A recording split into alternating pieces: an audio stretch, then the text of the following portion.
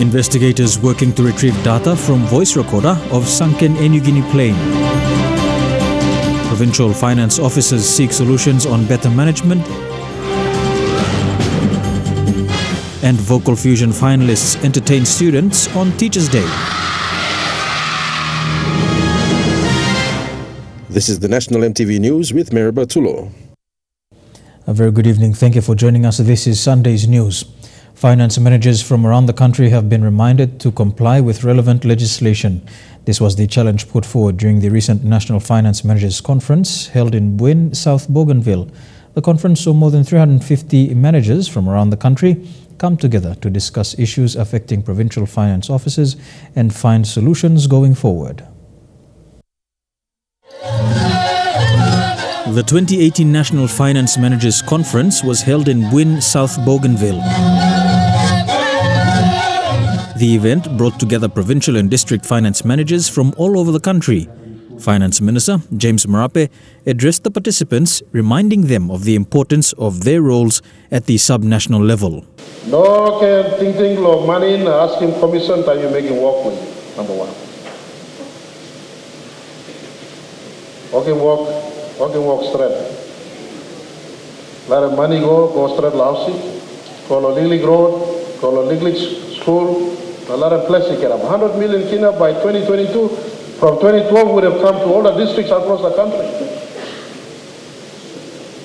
They've come to handle you player. You know handle not the light. With the roles of finance managers increasingly coming under the spotlight, Department Secretary Dr. Ken Nangan reminded those present to comply with the Public Finance Management Act in every instance, even if it meant going against instructions from politicians. We will now see the Department of Implementation and Rural Development playing a greater role. Our Minister and Vice Minister, they are also responsible for the Department of Implementation and Rural Development. They will take on a much more monitoring and oversight role. The conference in Buin was the biggest event to be hosted by the district capital of South Bougainville, which was welcomed by South Bougainville MP Timothy Masiu. According to Mr. Masiu, this event again demonstrated the confidence in South Bougainville, which is quickly becoming an economic hub in the autonomous region. Very soon I'll be launching the South Bougainville 5-year development plan, including the directional plan for the electorate, which provides the roadmap for the development of this electorate. My people and I trust that with this document, the national government can turn a positive hearing to our plight. For the National Finance Minister, the hospitality shown by Buin was unmatched, with the Minister also recognizing the potential for further economic growth, which he said would be supported by the national government. Right next door, we got Solomon Islands, and the international trade going back and forth, movements going back and forth. Copra here is enormous, tourism here is enormous, fish enormous. A lot of potential good people. Naturally, Bougainvilleans are hardworking, entrepreneurial people.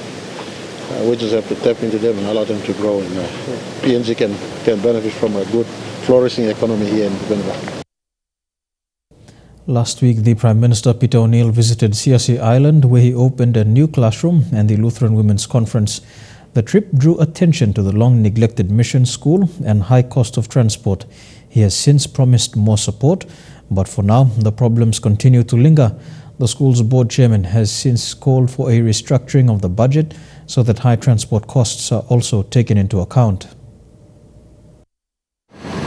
Traveling to Siasi has always been expensive. If you're lucky, you can fly in half an hour by helicopter from Leh over the Huon Peninsula to Siasi. But for most people, it's a costly boat ride or dangerous travel by speedboat on the open sea. The problem that we have on this island, not only at the school, is the freight charges. The high cost of freight and travel affects everything, from the cost of food to the cost of building materials. Up until 2015, Lutheran Shipping was the main service provider to the island. But when the church company was liquidated, the shipping service stopped and the costs rose dramatically. In a school like our school, first we have to buy food and then we move it. And that cost of moving alone, it kills us. When Roland Martin took over as chairman of the school board, he was confronted with a dire situation that required a lot of attention. Old buildings were falling apart and the budget outlook was bleak.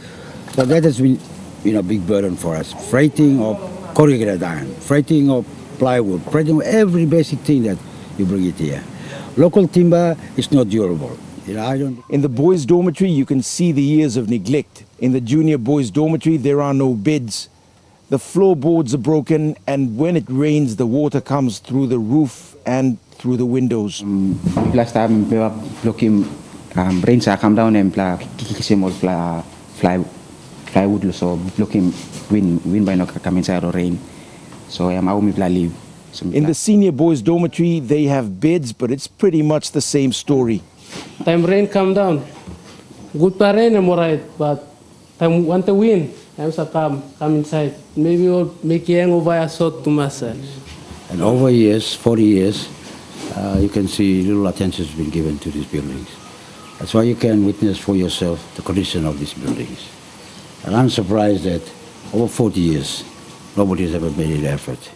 Last week, when the Prime Minister Peter O'Neill visited the island, he opened a new classroom and promised support to the old school. With Lutheran shipping slowly picking up the pieces and reviving the church shipping service, Siasi Islanders are hoping that things will become better in the coming years. Scott Waide, National MTV News, Leh. The cockpit voice recorder from the sunken Air Niugini Boeing 737 aircraft is now at the PNG Accident Investigation Commission laboratory in Port Moresby. The investigator in charge from the Federated States of Micronesia and representatives from the U.S. National Transport Safety Board and aircraft manufacturer Boeing accompanied the black box on a flight to Port Moresby on Friday. Minister for Civil Aviation, Alfred Manasseh, says a preliminary report will be released by the end of this month. Present at the media conference today, the Minister for Civil Aviation, Alfred Manasseh, the Federated States of Micronesia investigator in charge, Macy Halbert, Civil Aviation Safety Authority Director, Wilson Sangati, Chief Commissioner of PNG Accident Investigation Commission, Hubert Namani, and Secretary for Transportation, Roy Mumu.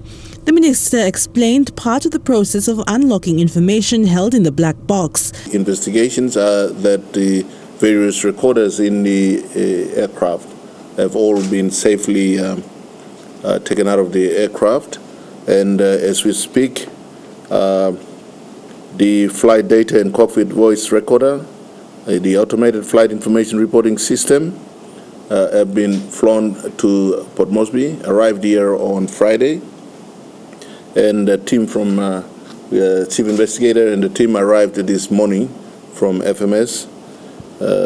And they're here. The enhanced ground proximity warning system and the flight management computer have all been taken to U.S. National Transport Safety Bureau for further analysis and on those informations by NTSB.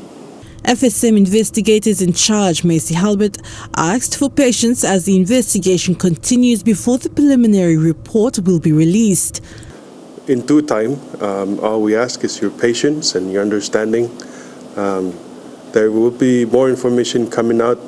I believe a preliminary report will come out in 30 days and more detailed report sometime after that.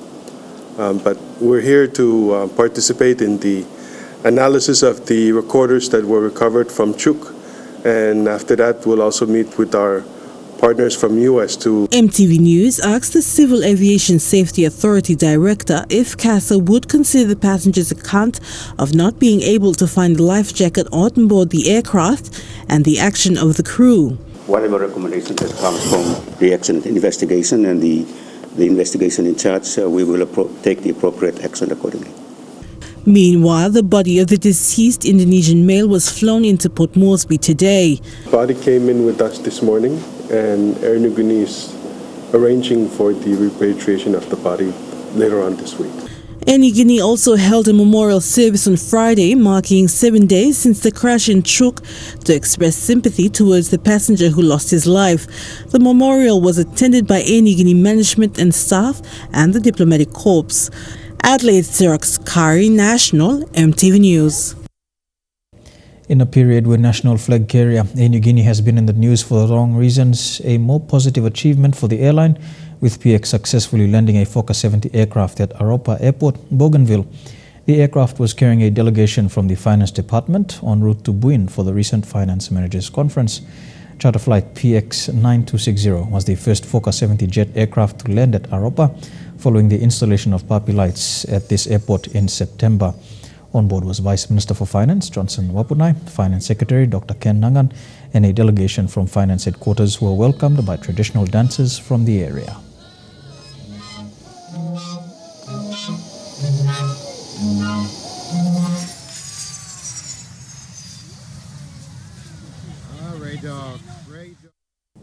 You're with National MTV News this Sunday. We go for a break and we're back with more after these messages. Stay tuned.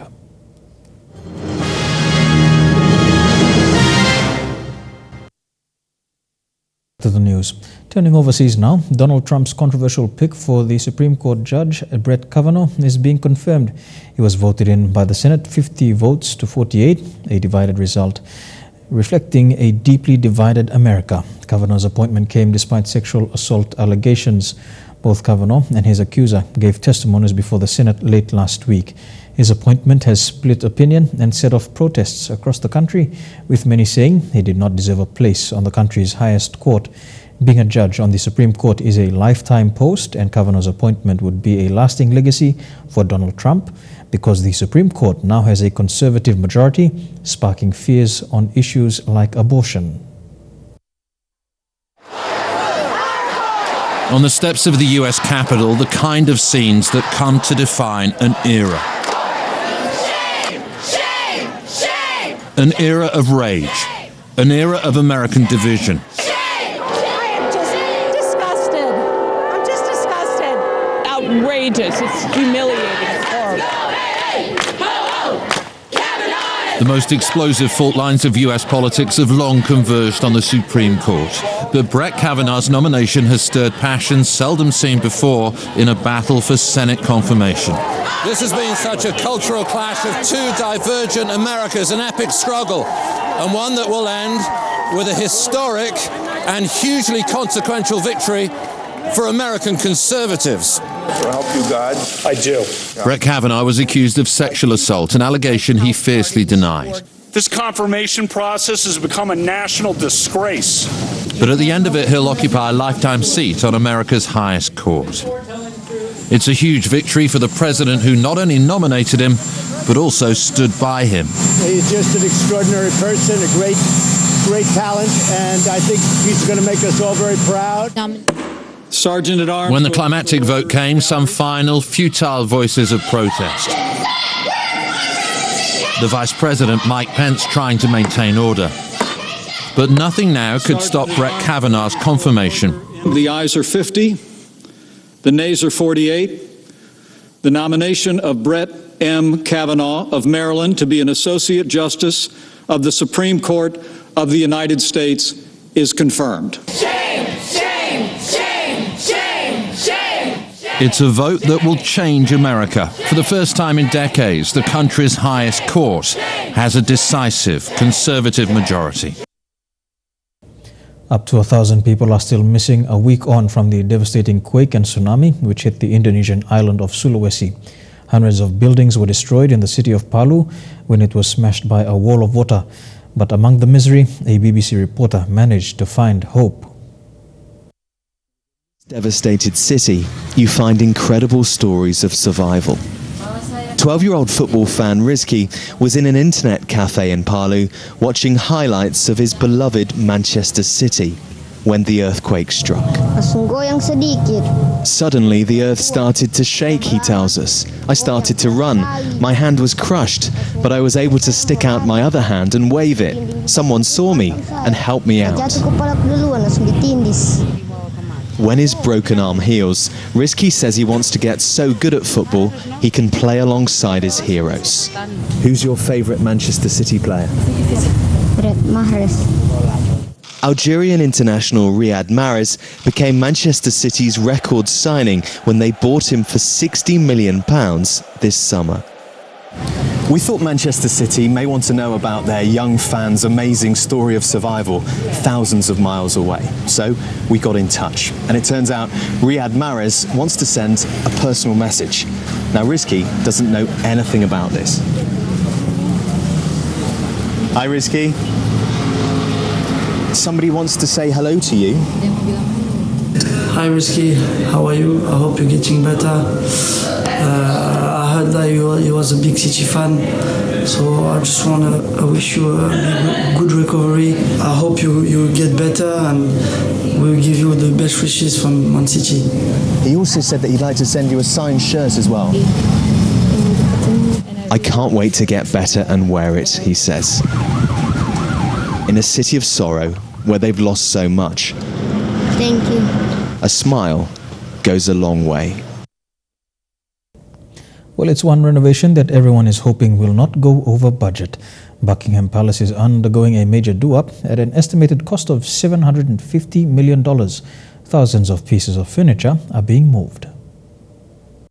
A royal home, a royal office. But now, there's a lot of other work going on in Buckingham Palace. One very big move. Moving historic works of art within a historic interior is always a very complex business, but this is really on a very grand scale. We're talking about objects from paintings to porcelain to furniture, decorative objects, books, textiles, etc. 3,000 items are being taken out of the East Wing, the part of the palace the public sees. 150 of the objects will be displayed at their original home. The Royal Pavilion at Brighton, where Harry and Meghan went just the other day. It's all to do work like stripping out old wiring and pipes that are now a fire risk. Things like lifts will be updated too. This is all part of a huge 10-year restoration project that'll cost nearly 700 million Australian dollars. Even the Queen will have to move out of her rooms when they're renovated in 2025. She'll be 99. Her Majesty is said to be, quote, immensely pragmatic about it all. Of course she is. Here with the news this Sunday. We'll be back with more after these messages. Don't go away.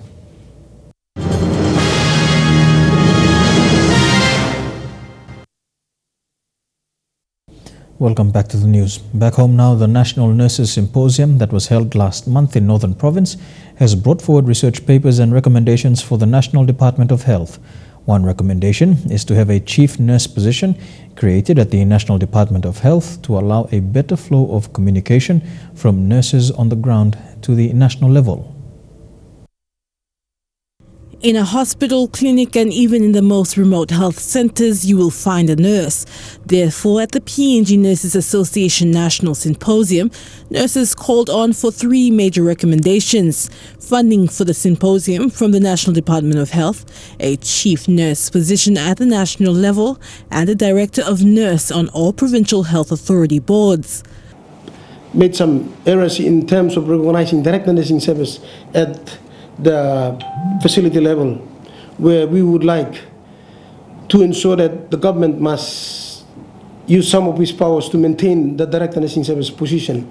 Why? Because nursing are the largest workforce in the health sector,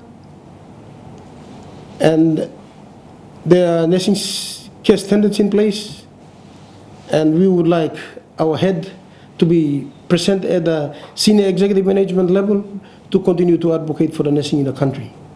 The recommendations are not new. These recommendations have been raised before. Other recommendations are from the specialty areas where we will be forwarding to the government as soon as we finish with our recommendations. 6 research papers were also presented during the symposium on ways to better improve nursing. These papers will be given to the National Department of Health to be hopefully implemented when it comes to health policy structures.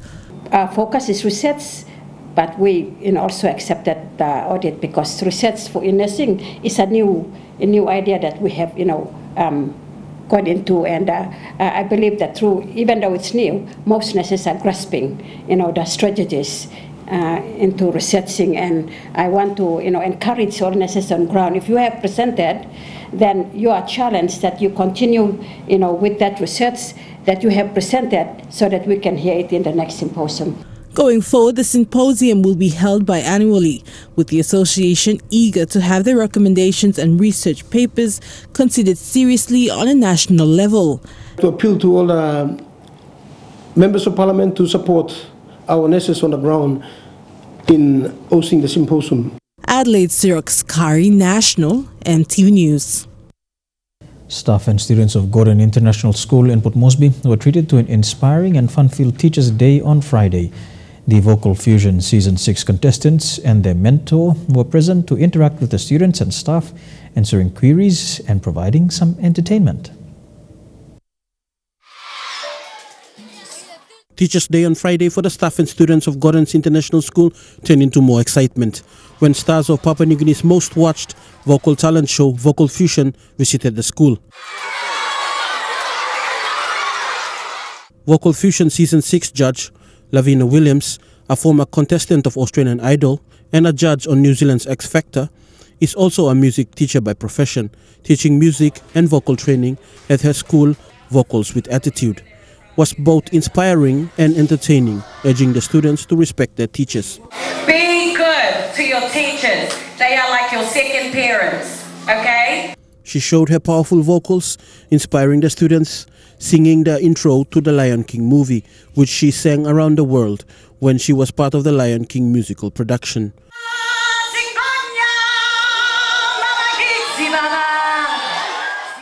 The students took turns to ask questions and learn more about the show and what inspired the contestants and Lavina to become really good singers.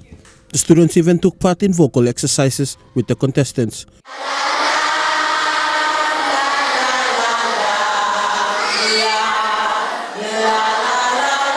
The contestants sang the song Lean On Me, sending the message of friendship and respect to the students of Gordon International School.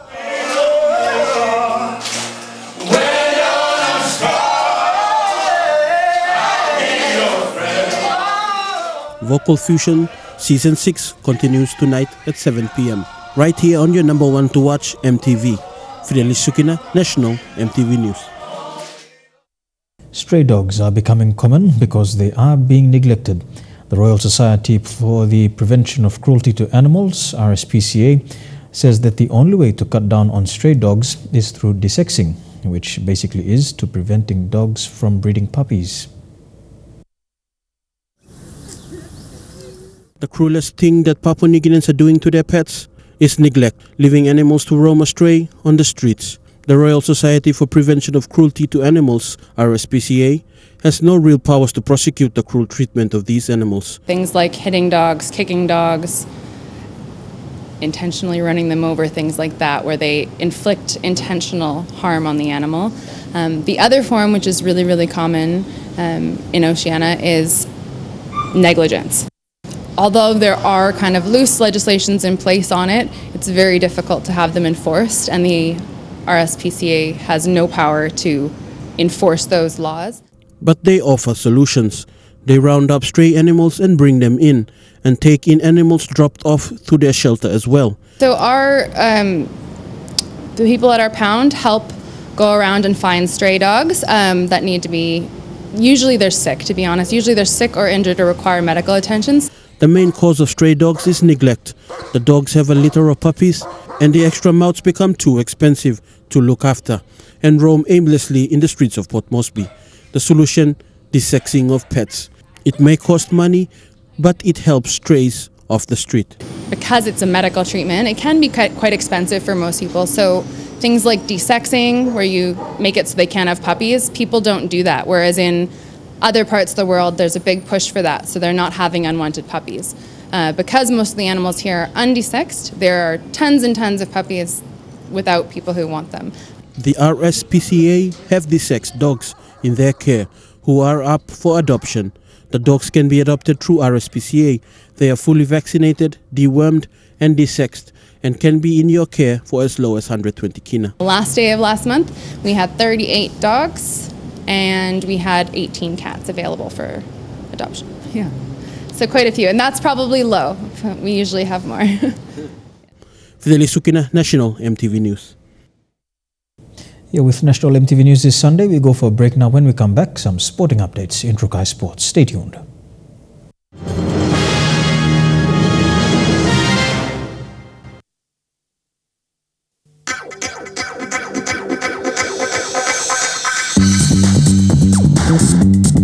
Trukai Sports.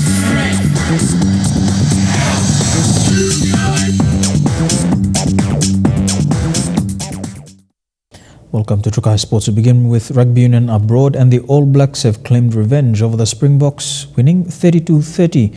New Zealand needed to score twice in the final 5 minutes to complete a remarkable 17-point comeback.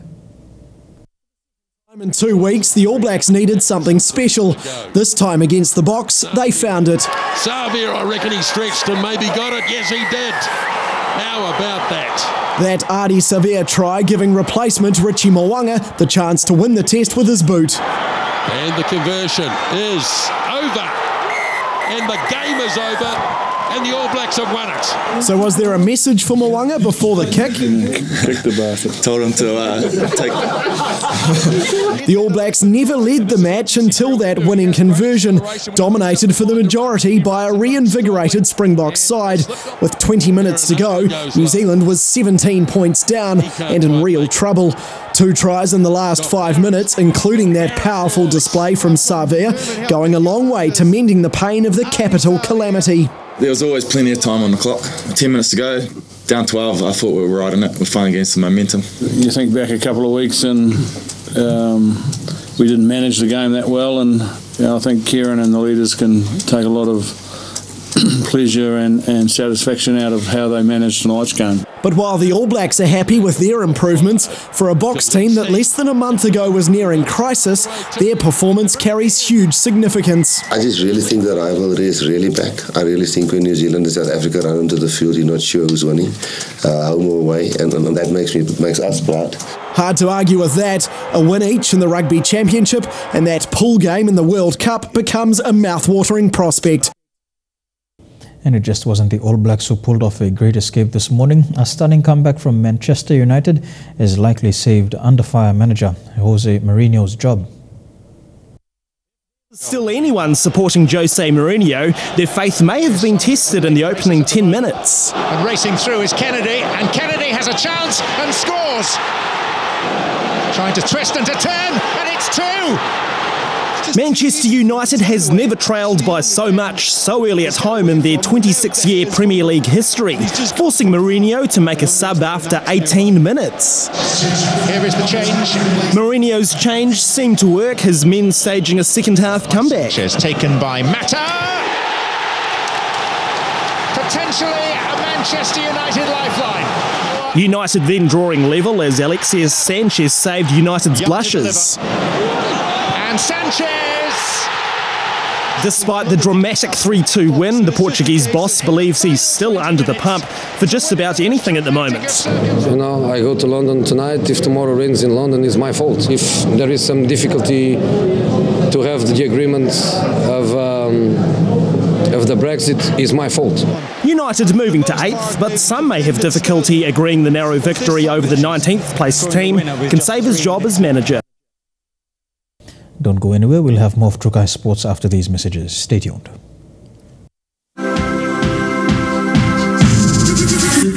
Trukai Sports.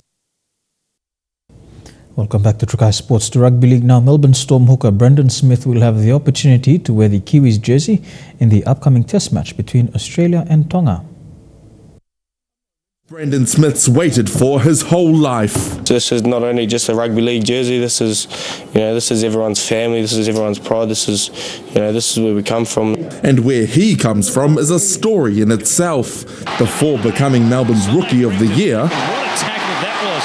Brendan Smith. the abrasive hooker started on Waiheke Island in junior grades. But with no league teams for kids over 10, he was forced to find a club in Auckland. Leave early from school and catch a 3 o'clock boat. It was either the train and then my coach would pick me up, or catch a taxi, and then sometimes I'd walk home from catching the bus back home and get home at like 10 o'clock.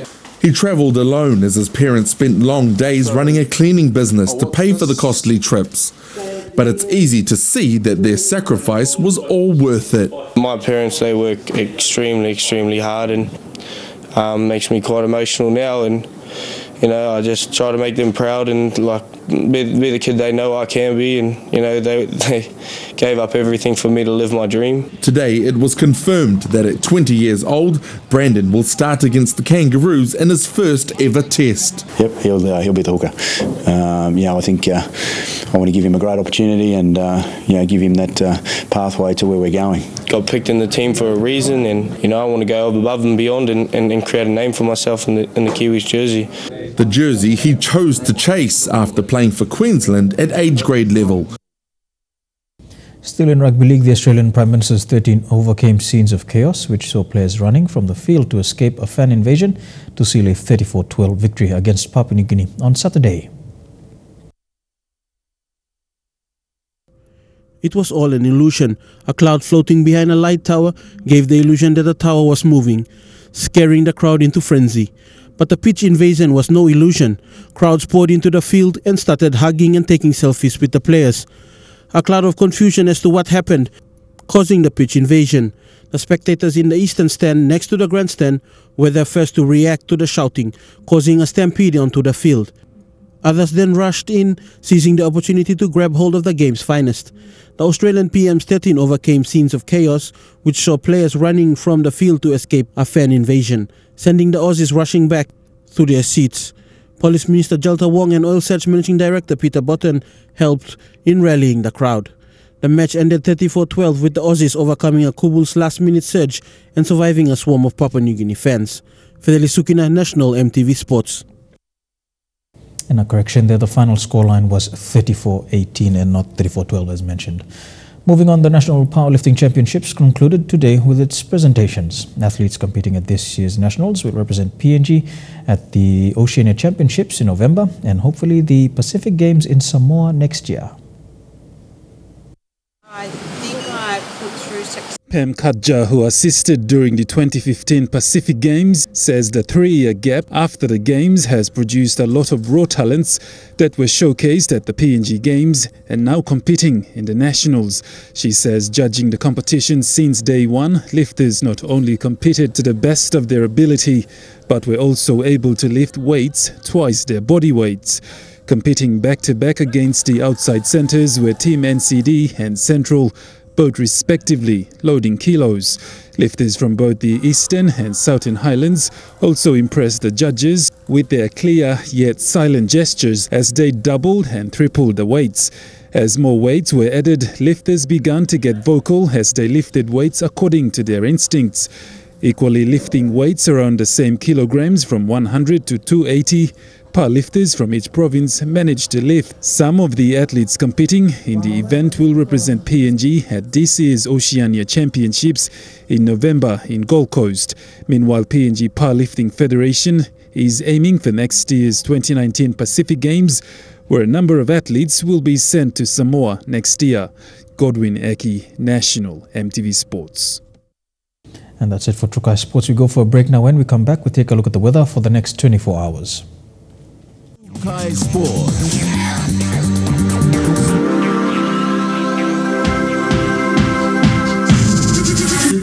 Trukai Sports. The weather details were proudly brought to you by Dulux, celebrating 50 years in PNG and the only paint made in PNG.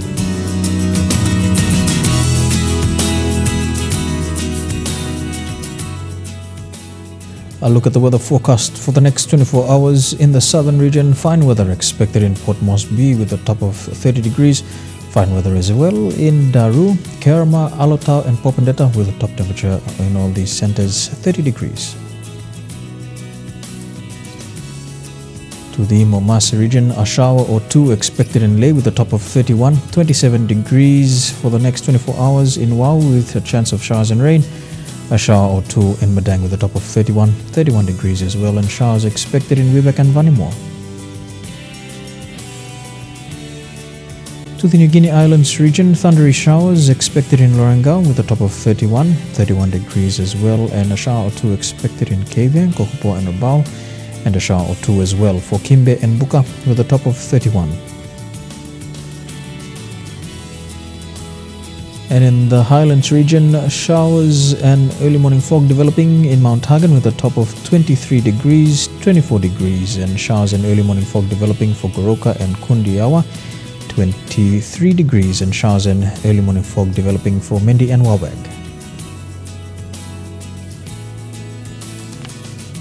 And There is a renewal of a strong wind warning for all coastal waters. Strong southeasterly winds of 20 to 34 knots are expected to ease within the next 24 hours, causing no rough seas. All small craft and boats are advised to take necessary precaution before and after going out to sea. A look at the forecast for small craft within coastal waters of Papua New Guinea over the next 24 hours. Waters of southern PNG Indonesian border through Torres Strait and Daru. To Kiwai Island to Kerama, Yule Island, Hood Point to Samurai Island. Sea 0.5 to 1.5 meters with southeasterly winds of 10 to 20 knots. Waters of eastern and western Midden Bay Islands, sea 0.5 to 1.5 meters. Waters of Samurai Island to Cape Vogel to Finchafen, sea 0.5 to 1.5 meters with southeasterly winds at 10 knots. Waters of Finchafen through Vitias and Dampier Strait to Siasi Island to Long Island, seas 1.5 to 2.5 meters and southeasterly winds of 15 to 25 knots, reaching 34 knots at times. Waters of Long Island to Madang, Bogia, Wiwak, Aitapia, Vanimo and the northern PNG Indonesian border, sea 0.5 to 1.5 meters and southeasterly winds of 5 to 15 knots. Waters of Manus and its western group of islands, sea 0.5 to 1.5 meters with southeasterly winds of 10 to 20 knots. Waters of New Ireland to East New Britain and Bougainville, sea 0.5 to 1.5 meters and waters of West New Britain, seas 1.5 to 2.5 meters.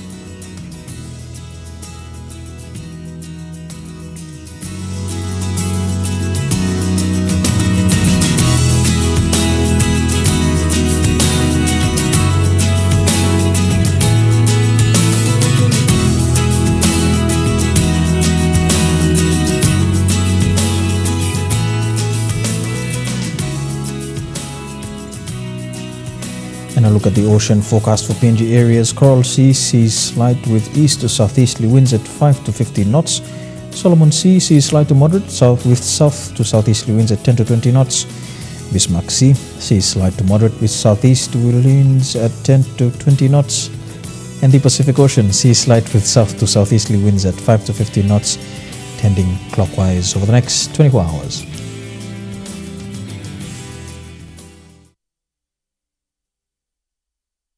The weather details were proudly brought to you by Dulux, celebrating 50 years in PNG and the only paint made in PNG. And that's the way it is today, Sunday, the 7th of October 2018. On behalf of the EMTV News team from right around the country, have a safe working week. Good night.